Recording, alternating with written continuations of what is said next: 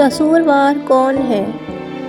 کراچی شہر کا ایک دردناک واقعہ، جہاں ایک خوشحال گھرانہ بسا کرتا تھا جس میں 2 میاں بیوی اور ان کے 2 بچے، ایک لڑکا اور ایک لڑکی رہا کرتے تھے۔ ابتداً گھر کے حالات خوشگوار تھے۔ شوہر اپنے بیوی بچوں کا پورا حق ادا کرتا تھا۔ گھر میں کسی قسم کی کوئی رکاوٹ نہیں تھی۔ روزانہ شوہر کام پر نکل جاتا اور شام کو جب واپس آتا تو اپنے گھر والوں کے لیے بہت ساری چیزیں لے کر آتا۔ وقتاً فوقتاً گھر والوں کو گھمانے بھی لے جاتا۔ پھر اچانک تقدیر کے فیصلے سے شوہر کا انتقال ہو گیا۔ بچے بہت چھوٹے تھے جب ان کی ماں نے ان کی پرورش کا ذمہ اٹھایا۔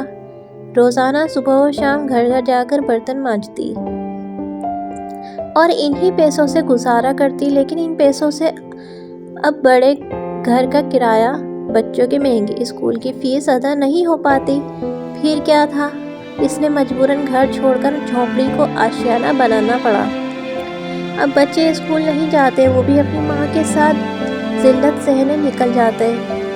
اس دوران اس عورت نے اپنے تمام رشتہ داروں سے مدد کی بھیک مانگی، مگر ان میں سے بعض جو مالدار تھے یوں کہنے لگے، ہم اپنی زکوٰۃ عیدی سیلانی میں دے چکے ہیں، ابھی ہم مدد نہیں کر سکتے۔ ایسے ہی زندگی گزرتی رہی۔ پھر ایک دن وہ حسب معمول کام پر چلی گئی۔ جس گھر میں وہ کام کرتی تھی وہ ایک عیسائی کا گھر تھا۔ اس نے اس عورت کا حال دریافت کیا۔ تب اس عورت نے سارا ماجرا سنایا۔ وہ عیسائی کہنے لگا، کیا تمہارے رشتہ دار تمہاری مدد نہیں کرتے؟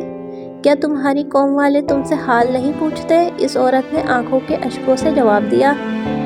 اس عیسائی نے اپنے بڑے سے گھر میں نوکروں والے کمرے میں انہیں ٹھہرایا اور کہا، اب فکر کی کوئی بات نہیں ہے، میں تمہارا اور تمہارے بچوں کا سارا خرچ برداشت کروں گا، میں تمہیں اپنے مذہب میں آنے پر مجبور بھی نہیں کروں گا۔ چنانچہ ویسے ہی ہوا، مگر وہ عورت اس عیسائی سے متاثر ہو کر اپنے بچوں سمیت مرتد ہو گئی۔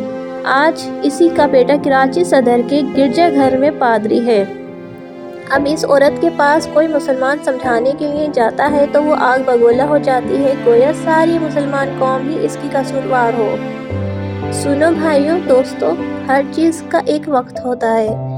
جب تک وہ تڑپتی رہی تو کوئی پریشان حال نہیں تھا، اور جب وقت نکل گیا تو اب آنکھوں میں آنسو لیے پھرتے ہو اور افسوس ظاہر کرتے ہو۔ تم ہی بتاؤ، اس کے مرتد ہونے میں ہی قصور کس کا تھا؟ جب کسی چیز کو لاوارث چھوڑو گے تو کوئی نہ کوئی قدم تو اٹھا ہی لے گا۔ اللہ تعالی ہمیں ہمیشہ ایک دوسرے کی مدد کرنے کی توفیق عطا فرمائے، آمین ثم آمین۔ اگر آپ سب کو میری یہ ویڈیو پسند آئے تو ویڈیو کو لائک کریں، چینل کو سبسکرائب کریں اور زیادہ سے زیادہ آگے شیئر کریں۔ آپ سب کا بہت بہت شکریہ۔ اللہ حافظ۔